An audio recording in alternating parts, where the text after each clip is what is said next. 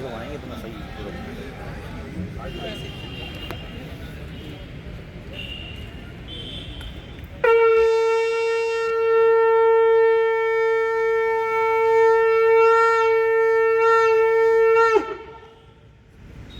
गुरुर्ब्रह्मा गुरुर्विष्णु गुरुर्देवो महेश्वरा गुरुर्साक्षात् परब्रह्म तस्मै श्री गुरुवे नमः। ओम जयंती मंगला काली भद्रकाली कृपालिनी दुर्गा क्षमा शिवा धात्री स्वाहा सुधा नमोस्तुते। बोले धरती माता की जय, गौ माता की जय, गौ भक्तों की जय।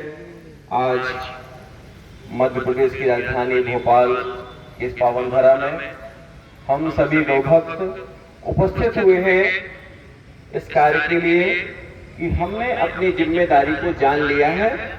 दूसरा कोई कब करेगा कैसे करेगा हमें नहीं पता है, लेकिन हमें पता है कि हमें आज करना है, अभी करना है। हम हमेशा निवेदन करते हैं कि अगर कोई काम आपके मन में आया है उसको तत्काल प्रभाव से आप करना चालू कर दीजिए, क्योंकि अभी नहीं तो कभी नहीं। आज हमारे साथ में इतने सारे दिव्य संत लोग भी बैठे हैं, गौ भक्त, सबके अंदर गौ माता के प्रति अभी आपने देखा कि जो लोग अंबेडकर बाबा जी की पूजा करते हैं, सम्मान करते हैं, उन्होंने भी गौ माता के लिए हृदय से अपनी बात रखी। मतलब ये बात तय है कि हर व्यक्ति इस बात को स्वीकार करता है कि गौ माता मेरी माता है। ऐसा कोई भी आज तक हमने नहीं देखा जिसने कहा कि गौ माता को हम नहीं मानते हैं, फिर भी गौ माता की रक्षा क्यों नहीं हो रही है। मतलब हमारे अंदर बोलने वाला और करने वाला दोनों कोई पार्ट अलग अलग हो गया है। एक कोई बोल तो रहा है लेकिन कर नहीं पा रहा है। और आज अनुराग भार्गव जी के इस प्रयास से, आप सबके प्रयास से, जितना अनुराग भार्गव जी का हिस्सा है उससे कहीं ज्यादा हिस्सा आपका है। इस कार्य में आप जो सहभागी बने हैं, इस बात के लिए कभी चिंता मत करिए कि हम कितने हैं, हम जिंदा हैं, ये बात बहुत महत्वपूर्ण है। अगर आप जीवित हैं तो संसार में मुर्दों की कमी नहीं है, ठीक है, लेकिन आप क्या कम है।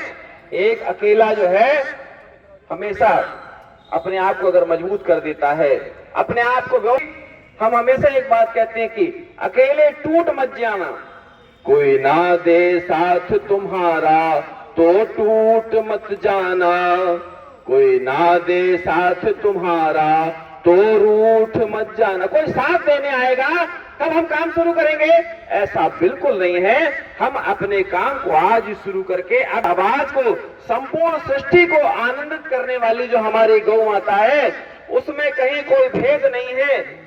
गौ माता का दूध सबको चाहिए, गौ माता का गोबर जो है आपको पता है, संपूर्ण सृष्टि को आनंदित करने के लिए, धरती माता को ऊर्जा देने के लिए धरती माता का गोबर चाहिए पड़ता है, तब कहीं जाकर के धरती माता की उर्वरा शक्ति तैयार होती है।